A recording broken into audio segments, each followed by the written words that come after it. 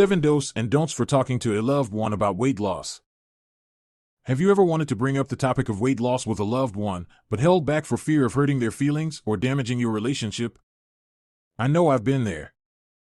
A few years ago, my best friend Sarah had gained a significant amount of weight after going through some major life stresses. As her friend, I was worried about the toll it might be taking on her health. But I struggled with how to approach the subject. Sarah had always been sensitive about her body image.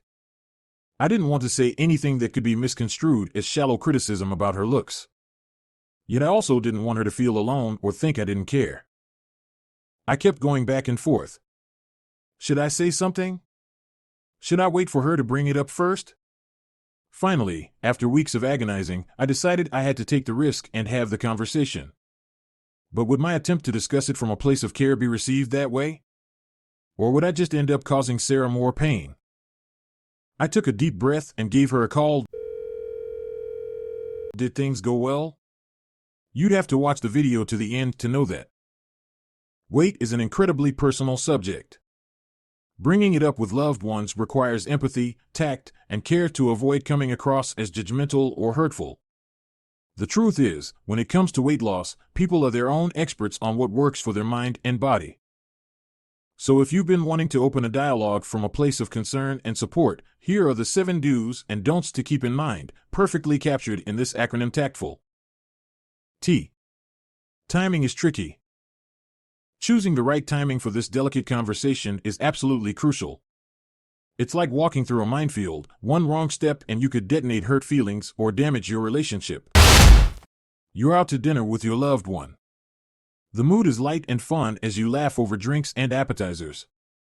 But then, you blurt out something about their recent weight gain. That's wrong. For this talk, you need to carefully scout the landscape first.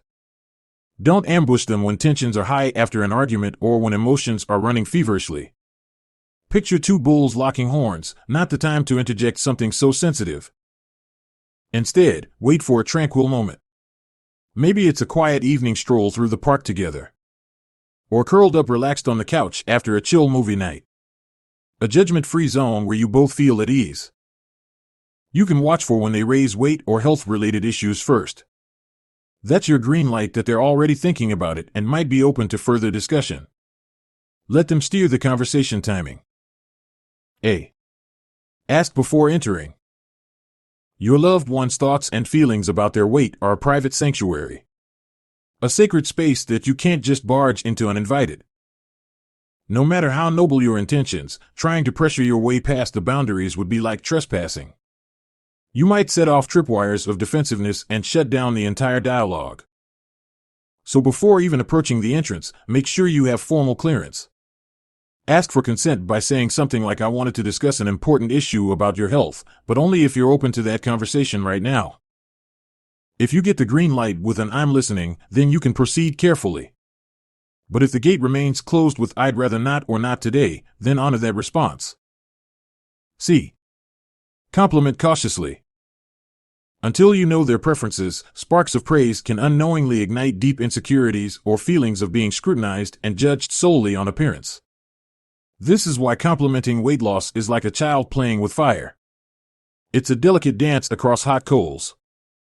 One person may soak up those compliments like refreshing raindrops, while another might flinch from those very same words, feeling them scald their self-esteem. So unless you have explicit permission, it's best to avoid this potentially combustible territory altogether. Don't assume that shiny remarks will automatically raise their spirits. They could just as easily trigger dark storm clouds. You can use compliments like, you seem more energized lately, or I admire your commitment to health. T. Thoughtful language. When it comes to discussing weight, your words hold immense power. Be careful of giving directives like you need to lose weight or you should go on a diet. Instead, you can ask questions with genuine care like, I'm concerned about your diabetes risk. What are your thoughts on us making some healthy lifestyle adjustments together?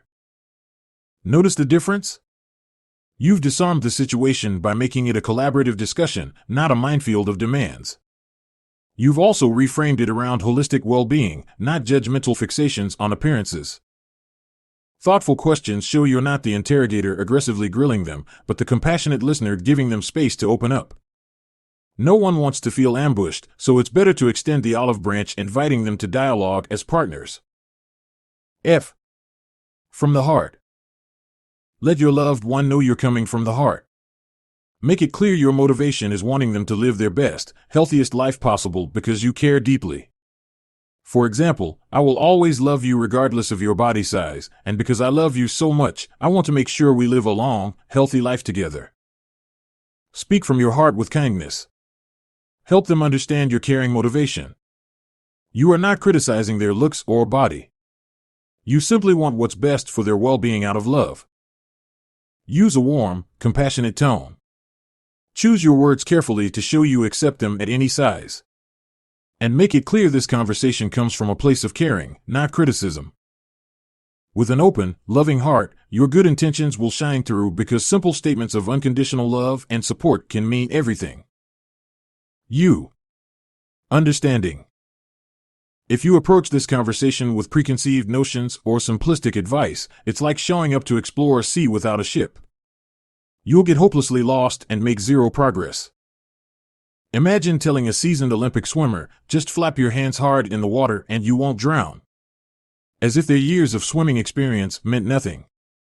You would come across as ignorant and reckless at best. It's the same when you diminish someone's personal struggle with reductive statements like just eat less and exercise more. That's the equivalent of handing them a faulty compass and pushing them onto a ship alone.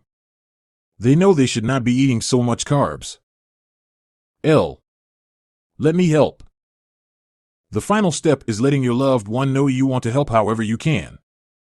Make it clear this is a team effort, not something they have to face alone. Tell them things like, I'm here to help in any way that works for you.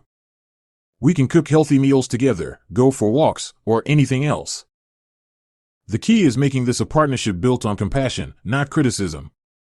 Don't tell them what to do. Ask how you can best support their journey. Let them take the lead, and be flexible to whatever role they need, friend, workout buddy, meal planner, or a listening ear. Make it clear you won't abandon them to struggle alone. You're in this for the long haul as a helpful, non-judgmental partner. With simple reassurances that you'll show up however needed, you remove a burden. This journey becomes one you'll compassionately take together. By being tactful in your approach, you'll uplift rather than discourage. By the way, my call with Sarah didn't go well. I did the opposite of the things I shared with you, and it backfired. Thank God I had a second chance to make things right, and that is when I did the things I listed here, and it really helped. Sarah took my advice and started paying attention to exercising and feeding. Now, she has lost some weight and the doctor confirmed she has gotten healthier. Can you imagine the results you will get if you follow this? I am sure it will be as positive as my second chance with Sarah. Do like this video and subscribe if you found this video helpful. I'll see you in the next video. Believe in everyone.